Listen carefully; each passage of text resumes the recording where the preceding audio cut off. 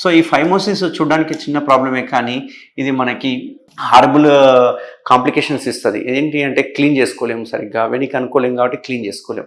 So ఇక్కడ మనకు smegma అనేది తయారవుతూ ఉంటుంది. ఈ స్మెగ్మా అనేది ఇక్కడనే ఉండిపోయి తెల్ల జిగురులాగా అయిపోయి తెల్ల జిగురు లాంటిది బయటికి రావడము, అట్టలాగా అతుక్కపోవడము, ఫౌల్ స్మెల్ రావడము, దురదలు పెట్టడం ఇట్లాంటివి. సో క్లీన్ చేసుకోవడానికి రాదు. రెండో ముఖ్యమైన ఇంపార్టెంట్ ఏంటంటే ఇంటర్ కోర్స్ చేయడానికి రాదు. ఇట్లా కంప్లీట్గా బంద్ అయిపోతే కనుక ఇంటర్ కోర్స్కి కష్టం అవుతుంది. రేపు కలిసినప్పుడు అక్కడ పెయిన్ రావచ్చు, పెయిన్ వలన ఓసారి ఎరెక్టల్ డిస్ఫంక్షన్ అంగస్తమన ఇష్యూస్ రావచ్చు.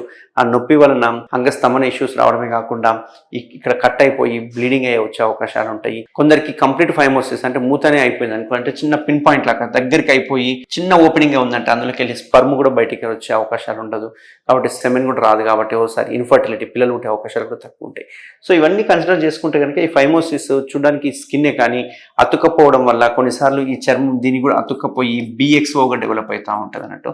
ఈ BXO డెవలప్ అయ్యి కొన్నిసార్లు క్యాన్సర్ కూడా కన్వర్ట్ అయ్యే అవకాశాలు ఉంటాయి. ఇన్ని డేంజర్, చూడడానికి చిన్న చర్మమే కానీ ఇన్ని రకాల కాంప్లికేషన్స్ అనేవి లోన్ అవుతుంది అన్నట్టు.